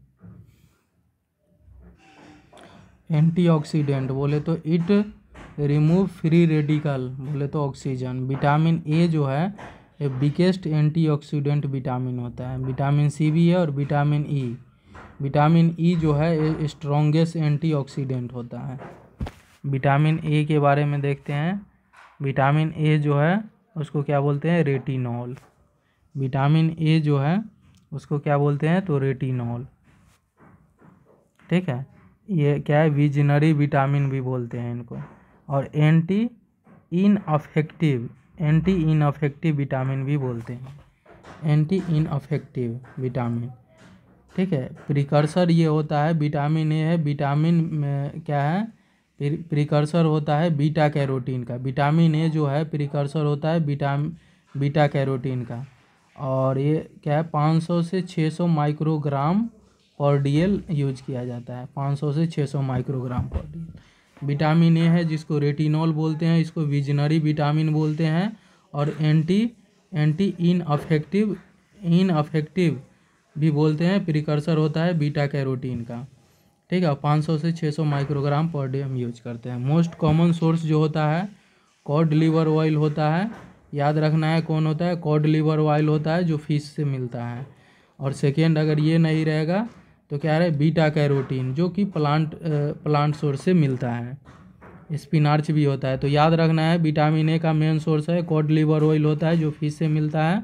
और सेकेंड होता है बीटा कैरोटीन। ठीक है, सेकेंड क्या होता है, तो बीटा कैरोटीन होता है जो कि प्लांट सोर्स से मिलता है। और ये नहीं तो स्पिनाच भी होता है। और विटामिन A का डिफिशियंसी है तो नाइट ब्लाइंडनेस देखने को मिलेगा। विटामिन A का डिफिशियंसी अगर हो जाए तो नाइट ब्लाइंडनेस ये फर्स्ट सिम्टम होता है।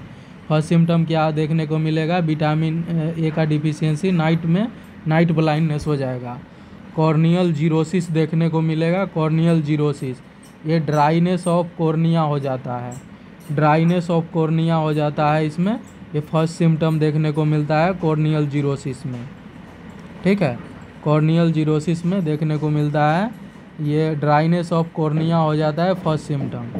और अब उसके बाद क्या है तीसरा बाइटोट स्पॉट। बाइटोट स्पॉट जो होता है विटामिन ए के डिफिशियंसी के कारण देखने को मिलता है। इसमें वाइटिस क्या है, वाइटिस येलो कलर का स्पॉट हो जाता है, वाइटिस येलो कलर का स्पॉट हो जाता है, उसको बाइटोट स्पॉट बोलते हैं और विटामिन ए की डिफिशियंसी के कारण देखने को मिलता है। तो विटामिन ए की डिफिशियंसी से क्या क्या देखने को मिलता है, नाइट ब्लाइंडनेस हो जाता है कि फर्स्ट सिम्टम देखने को मिलता है विटामिन ए की डिफिशियंसी। कॉर्नियल अगर जीरोसिस अगर हो गया है विटामिन ए की डिफिशियंसी में तो इसमें ड्राइनेस कर देता है कॉर्निया को, जो कि फर्स्ट सिम्टम देखने को मिलता है कॉर्नियल जीरोसिस में। बाइटोट स्पॉट देखने को मिलता है, इसमें वाइटिस येलो कलर का स्पॉट हो जाता है आई में, उसको बाइटोट स्पॉट बोलते हैं और विटामिन ए की डिफिशियंसी के कारण देखने को मिलता है। अब नेक्स्ट देखते हैं विटामिन डी। विटामिन डी को क्या बोलते हैं, कोलेकोल्सिफेरॉल, ठीक है, और बर्न लॉस विटामिन, इसको बर्न लॉस विटामिन भी बोलते हैं। कोलेकैल्सिफेरॉल बोलते हैं, बर्न लॉस विटामिन, ठीक है, नेचुरल विटामिन भी बोलते हैं भैया, नेचुरल विटामिन। क्या है सनशाइन विटामिन, स्टेरॉइड विटामिन भी बोलते हैं और एंटी रिकेट्स विटामिन भी बोलते हैं। तो याद रखना है विटामिन डी को cholecalciferol, burn loss vitamin, natural vitamin, sunshine vitamin, steroid vitamin और एंटी रिकेट्स विटामिन भी बोलते हैं। मेन सोर्स क्या होता है विटामिन डी का, इसका भी होता है कॉड लिवर ऑयल होता है, इसका भी क्या होता है कॉड लिवर ऑयल होता है, फिश लिवर ऑयल से मिलता है। और सेकेंड क्या होता है सन रे से ये मिलता है। 100 से 200 इंटरनेशनल यूनिट इसमें हम देते हैं, 100 से 200 international per unit. Vitamin D का अगर डिफिशियंसन हो जाएगा विटामिन डी का तो हाइपोकैल्सेमिया देखने को मिलता है। और विटामिन डी का अगर कमी हो जाएगा तो चाइल्ड में क्या हो जाता है रिकेट्स में हो जाता है और एडल्ट में ऑस्टियोमेलेसिया देखने को मिलता है। विटामिन डी के डिफिशियंसी अगर हो जाएगा भैया तो हाइपोकैल्सेमिया हो जाएगा, और विटामिन डी के डिफिशियंसी अगर चाइल्ड में है तो रिकेट्स हो जाएगा और एडल्ट में है तो ऑस्टियोमेलेसिया।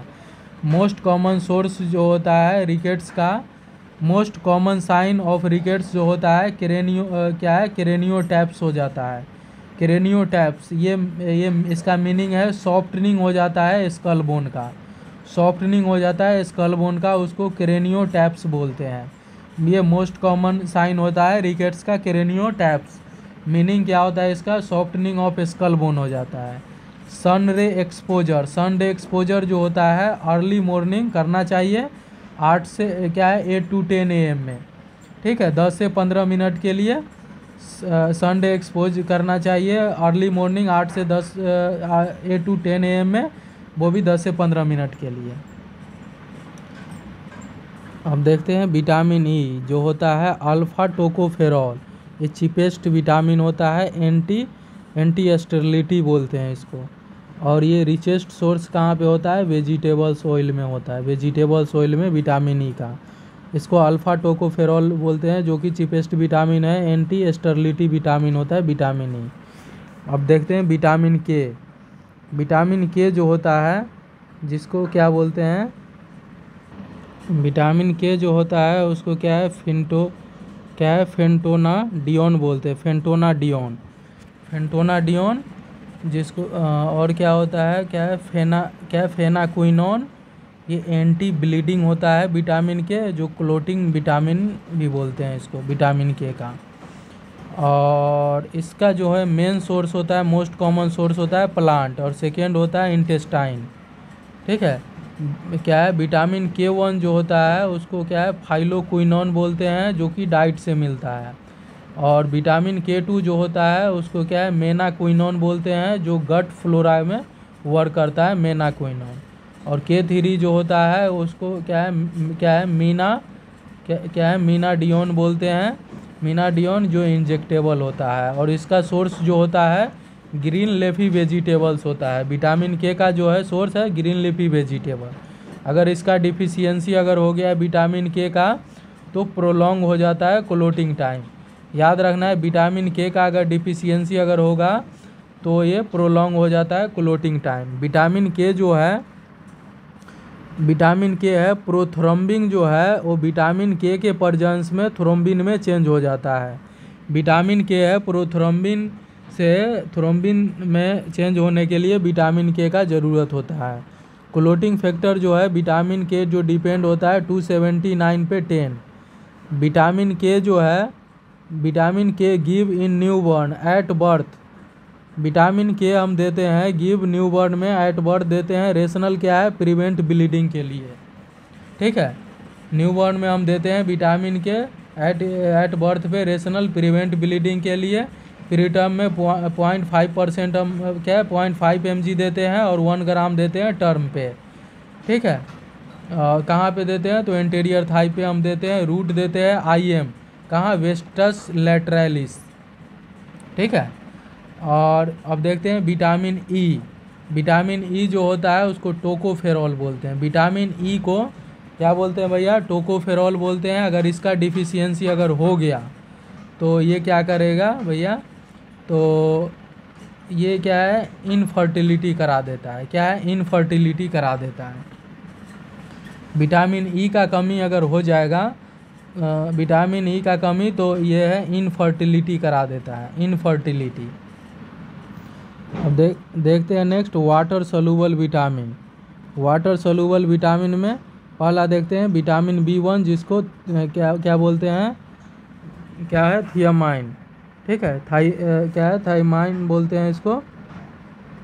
देखते हैं विटामिन B1 को क्या है? थियामाइन बोलते हैं। ये क्या होता है? क्रोनिक अल्कोहलिक पर्सन में थाइमाइन का क्या होता है? लॉस हो जाता है विटामिन B1 का। फूड जो होता है वॉश और कुक करेंगे तो थाइमाइन का लॉस हो जाता है।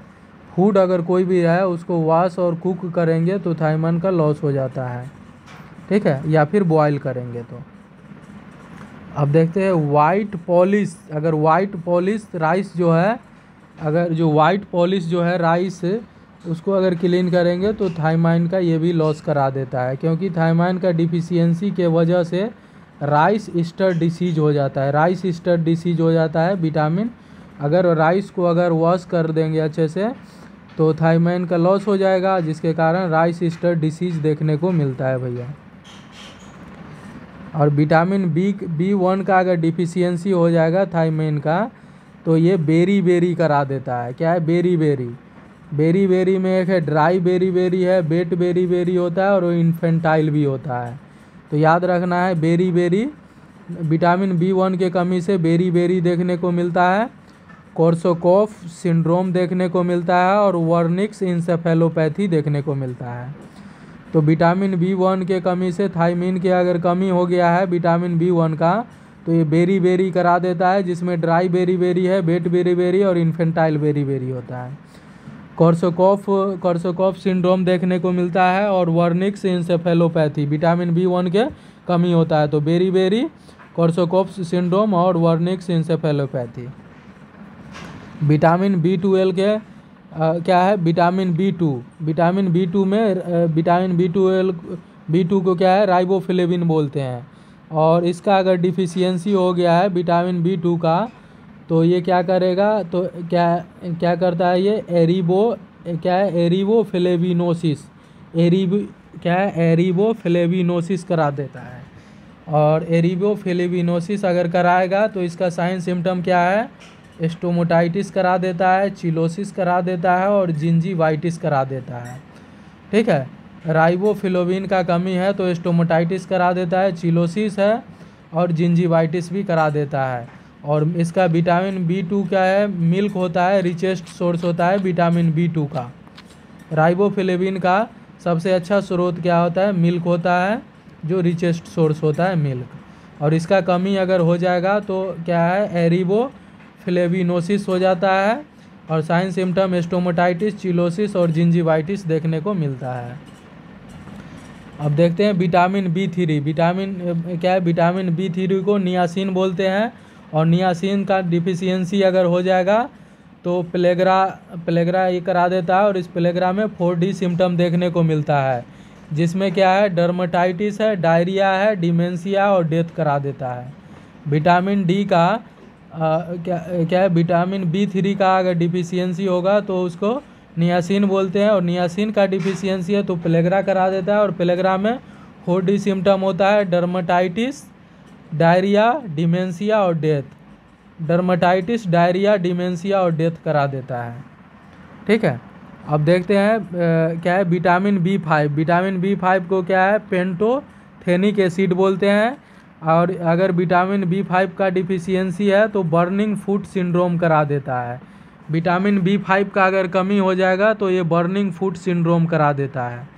विटामिन B5 को पेंटोथेनिक एसिड बोलते हैं, और इसका डिफिशियंसी होगा तो ये बर्निंग फुट सिंड्रोम करा देता है भैया विटामिन B5। विटामिन B6 जो होता है उसको पायरिडॉक्सिन बोलते हैं, पायरिडॉक्सिन बोलते हैं। और डिफिशियंसी अगर हो जाएगा विटामिन B6 पायरिडॉक्सिन का तो ये पेरीफेरल न्यूराइटिस करा देता है। याद रखना है, विटामिन B6 के कमी अगर हो जाएगा पायरिडॉक्सिन का तो पेरीफेरल न्यूराइटिस करा देता है, और नियोनेटल सीजर भी देखने को मिलेगा, नियोनेटल सीजर भी देखने को मिलता है। विटामिन B6 का अगर कमी हो जाएगा पायरिडॉक्सिन का तो ये पेरीफेरल न्यूराइटिस करा देता है और नियोनेटल सीजर भी करा देता है। नोट देखते हैं, टीबी वाले पेशेंट में आइसोनियाजाइड के साथ विटामिन B6 देते हैं क्योंकि ये लॉस हो जाता है इसीलिए। अब देखते हैं विटामिन B7। विटामिन B7 को क्या बोलते हैं, बायोटीन बोलते हैं, जिसको H विटामिन भी बोलते हैं। विटामिन B7 को बायोटीन, जिसको H विटामिन बोलते हैं, अगर इसका डिफिशियंसी अगर हो गया विटामिन B7 का तो एलोप्सिया करा देता है। एलोप्सिया मतलब बाल झड़ने लगता है, विटामिन B7 के कमी हो गया है, एलोप्सिया करा देता है। विटामिन B7 के कमी बायोटीन, H विटामिन बोलते हैं, इसका डिफिशियंसी के कारण एलोप्सिया हो जाता है, बाल झड़ने लगता है। अब देखते हैं विटामिन B9। विटामिन B9 को क्या बोलते हैं, फॉलिक एसिड, जो कि ऑर्गेनोजेनेसिस में हेल्प करता है और RBC प्रोडक्शन में। और मोस्ट कॉमन जो साइन होता है, क्या मोस्ट कॉमन सोर्स जो होता है ग्रीन लीफी वेजिटेबल में देखने को मिलता है। विटामिन B9 का जो मोस्ट कॉमन सोर्स होता है ग्रीन लीफी वेजिटेबल्स होता है और स्पिनाच होता है। अगर इसका अगर डिफिशियंसी अगर हो गया है विटामिन B9 का तो न्यूरल ट्यूब डिफेक्ट करा देता है, फॉलिक एसिड डिफिशियंसी एनीमिया करा देता है, और मैगेलोब्लास्टिक एनीमिया भी करा देता है। तो याद रखना है, विटामिन B9 को फॉलिक एसिड बोलते हैं, और ये मोस्ट कॉमन जो सोर्स होता है ग्रीन लीफी वेजिटेबल और स्पिनाच होता है। और विटामिन B9 का अगर कमी हो जाएगा फॉलिक एसिड का तो फॉलिक एसिड डिफिशियंसी एनीमिया करा देता है, NTD करा देता है, और मैगेलोब्लास्टिक एनीमिया करा देता है। और ये ऑर्गेनोजेनेसिस और RBC प्रोडक्शन में हेल्प करता है फॉलिक एसिड। और प्रेगनेंसी के टाइम हम विटामिन B9 है 400 माइक्रोग्राम देते हैं फॉलिक एसिड, और क्या या फिर 400 माइक्रोग्राम या फिर 0.4 mg या फिर 0.4 mg या 400 माइक्रोग्राम हम प्रेगनेंसी के टाइम हम फॉलिक एसिड देते हैं। अब देखते हैं विटामिन B12। विटामिन B12 को क्या बोलते हैं, साइनोकोबालामाइन। विटामिन B12 को क्या बोलते हैं, साइनोकोबालामाइन। अगर विटामिन B12 का अगर कमी हो अब्सेंट हो जाता है बिगेन डाइट में, ठीक है, अब्सेंट होता है बिगेन डाइट में बोले तो प्लांट सोर्स। और मोस्ट कॉमन जो सोर्स होता है विटामिन B12 का वो एनिमल सोर्स में होता है, एनिमल सोर्स में देखने को मिलता है। मोस्ट कॉमन सोर्स जो होता है विटामिन B12 का एनिमल सोर्स में होता है। इसमें अब्सेंट होता है बिगेन डाइट बोले तो plant source. Most common source होता है विटामिन B12 का एनिमल सोर्स होता है, विटामिन B12 का साइनोकोबालामाइन। विटामिन B12 के अगर कमी हो जाएगा तो पर्नीशियस एनीमिया करा देता है भैया, पर्नीशियस एनीमिया करा देता है। और पर्नीशियस एनीमिया में है क्या है, रेड बीफी टंग देखने को मिलता है। विटामिन B12 के कमी से पर्नीशियस एनीमिया करा देता है और रेड बीफी टंग हो जाता है। और पर्नीशियस एनीमिया में हम टेस्ट करते हैं, सीलिंग टेस्ट हम करते हैं। याद रखना है क्या करते हैं, सीलिंग टेस्ट करते हैं। और विटामिन B12 का ऑब्जर्वेशन कहाँ पे होता है तो इलियम में होता है, ठीक है। विटामिन B12 का जो ऑब्जर्वेशन कहाँ होता है भैया तो इलियम में होता है, ठीक है। विटामिन B12 का ऑब्जर्वेशन कहाँ पे होता है तो इलियम में होता है। ठीक है। और इलियोस्टोमी अगर करेंगे तो क्या है, लॉस हो जाता है विटामिन B12 का। इलियोस्टोमी हम करते हैं ना, अगर इलियम को काट देते हैं तो उसको क्या है, लॉस हो जाता है विटामिन B12, याद रखना है। अब देखते हैं विटामिन C, एस्कॉर्बिक एसिड बोलते हैं, सिट्रस एसिड, वुंड हीलिंग में हेल्प करता है, एंटी एस्कॉर्बिक विटामिन होता है, आयरन एब्जॉर्प्शन में भी ये हेल्प करता है vitamin C। Most common source होता है विटामिन C का, आंवला होता है। ये ऑप्शन में नहीं रहेगा तो लेमन हो गया, ऑरेंज हो गया है। RDA कितना देते हैं विटामिन C का, तो 40 mg पर डे हम यूज करते हैं, 40 mg पर डे हम देते हैं विटामिन C। सबसे ज़्यादा कहाँ पे देखने को मिलता है, आंवला में, लेमन ऑरेंज में भी हो सकता है। अगर इसमें देखते हैं डिफिशियंसी अगर हो जाएगा विटामिन C का तो स्कर्वी करा देता है और ब्लीडिंग फ्रॉम गम्स। अब देखते हैं वाटर, ये फर्स्ट मेजर मैक्रोन्यूट्रिएंट होता है। वाटर जो होता है ना, ये फर्स्ट मेजर मैक्रोन्यूट्रिएंट होता है, ठीक है।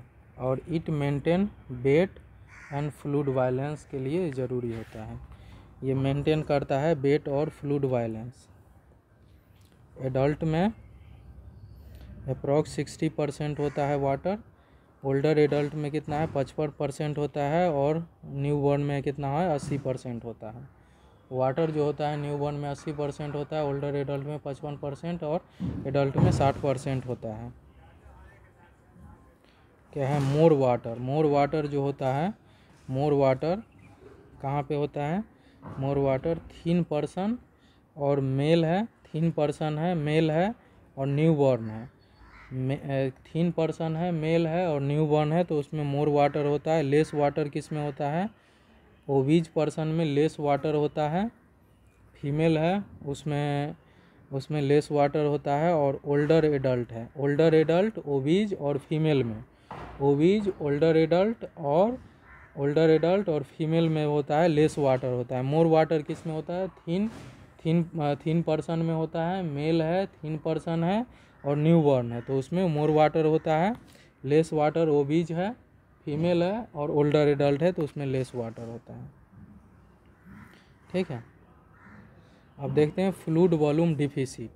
फ्लूइड वॉल्यूम डिफिसिट कैसे हो सकता है, वोमिटिंग कर रहा है कोई बार बार है, डायरिया हो गया, इलियोस्टोमी हुआ है, कोलेस्टोमी हुआ है।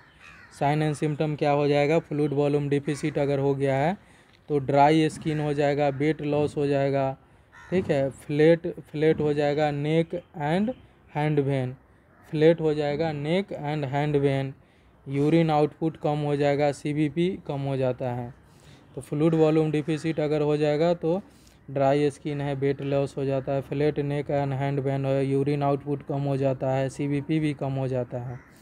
और फ्लूइड वॉल्यूम अगर एक्सेस हो गया है ओवर हाइड्रेशन के कारण, बोले तो हार्ट फेलियर के कारण, कॉर्टिकोस्टेरॉइड ज़्यादा यूज कर रहा है, ऊंड का अगर इरिगेशन हुआ है तो उसमें देखने को मिलता है fluid volume excess. Fluid volume excess heart failure में देखने को मिलता है, कॉर्टिकोस्टेरॉइड ज़्यादा यूज कर रहा है या ऊंड इरिगेशन हुआ है तो। साइन सिम्टम क्या देखने को मिलता है, डिस्पनिया देखने को मिलता है, क्रेकल है, एलिवेटेड हो जाता है, ब्लड प्रेशर, बाउंडिंग पल्स देखने को मिलता है, वेट गेन है, एडिमा देखने को मिलेगा, नेक वेन डिस्टेंशन हो जाता है और डिक्रीज हो जाता है हीमेटोक्रिट, तो फ्लूइड वॉल्यूम जो एक्सेस होता है जिसमें ओवर हाइड्रेशन हो जाता है, ये हार्ट फेलियर, कॉर्टिकोस्टेरॉइड और वुंड इरिगेशन अगर करेगा तो देखने को मिलता है। साइन सिम्टम डिस्पनिया देखने को मिलता है, क्रेकल है, एलिवेटेड हो जाता है, ब्लड प्रेशर, बाउंडिंग पल्स हो जाता है, वेट गेन देखने को मिलता है, एलिवेटेड हो जाता है, नेक वेन डिस्टेंशन हो जाता है और हीमेटोक्रिट कम हो जाता है। अब देखते हैं मिनरल में देखते हैं पोटेशियम में क्या क्या होता है। पोटेशियम, बनाना है, स्पिनाच है, पोटैटो है, टोमेटो है, रेसिन है और कैरोट है। क्या होता है पोटेशियम में, बनाना है, स्पिनाच है, पोटैटो, टोमेटो, रेसिन, कैरोट। बनाना, स्पिनाच, पोटैटो, टोमेटो, रेसिन और कैरोट। और सोडियम में बटर है, चीज़ है, हॉट डॉग है, टेबल सॉल्ट है। सोडियम में बटर है, बटर, चीज़, हॉट एग, हॉट डॉग और टेबल सॉल्ट। कैल्शियम में मिल्क और विटामिन। फास्फोरस के लिए फिश है, ठीक है, फिश हो गया है, फिश ऑर्गेन और क्या है, ऑर्गेन मीट हो गया, नट्स है, फिश, ऑर्गेन मीट और नट्स। फास्फोरस में फिश है, ऑर्गेन मीट है और नट्स। क्या है फास्फोरस में? फिश है, ऑर्गेन, नट्स और मीट, फिश, ऑर्गेन मीट और नट्स। पोटेशियम में बनाना, स्पिनाच, पोटैटो, टमाटो, रेसिन और कैरोट। सोडियम में है बटर, चीज़, हॉट डॉग और टेबल सॉल्ट। कैल्शियम मिल्क और विटामिन। फास्फोरस में फिश, ऑरेंज मीट और नट्स। अब देखते हैं क्या है मैक्रोन्यूट्रिएंट और माइक्रोन्यूट्रिएंट। मैक्रोन्यूट्रिएंट में more than 100 mg per day दिया जाता है, जिसमें मैक्रोन्यूट्रिएंट में क्या क्या है? कैल्शियम है, सोडियम, पोटेशियम और मैग्नीशियम। कैल्शियम, सोडियम, पोटेशियम और मैग्नीशियम, ये होता है macro mineral. Calcium, sodium, potassium, magnesium. Calcium, sodium, potassium और मैग्नीशियम, ये जो होता है ये क्या है? मैक्रो मिनरल होता है। More than 100 mg per day दिया जाता है। और माइक्रो में है less than 100 mg per day, जिसमें आयरन है, जिंक है, क्लोराइड है, आयोडीन है, फ्लोरीन है, ठीक है। माइक्रो में आयरन, जिंक है, क्लोराइड, आयोडीन और फ्लोरीन है। Less than 100 mg per day हम यूज करते हैं। और मैक्रो मिनरल में है more than 100 mg per day, जिसमें कैल्शियम है, सोडियम, पोटेशियम और मैग्नीशियम। कैल्शियम, सोडियम, पोटेशियम और मैग्नीशियम। क्या है main mineral in bone? Calcium phosphate होता है।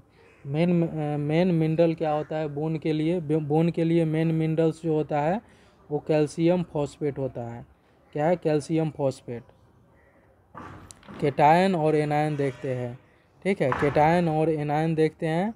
तो केटायन में देखते हैं, इंट्रासेलुलर में देखते हैं, पोटेशियम होता है।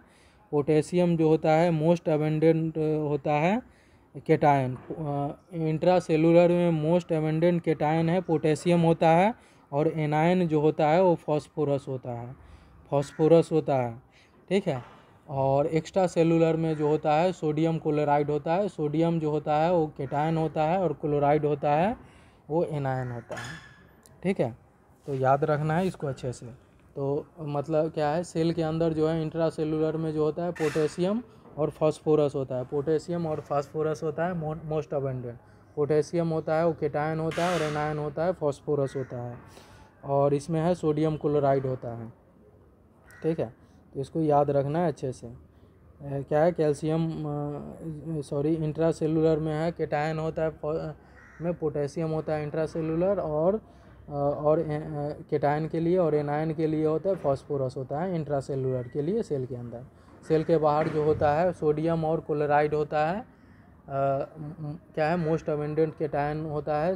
सेल के बाहर जो होता है एक्स्ट्रा सेलुलर में सोडियम होता है और एनायन होता है और क्लोराइड होता है। तो ये अपना कंप्लीट हो गया माइक्रोबायोलॉजी और न्यूट्रिशन। Okay, thank you.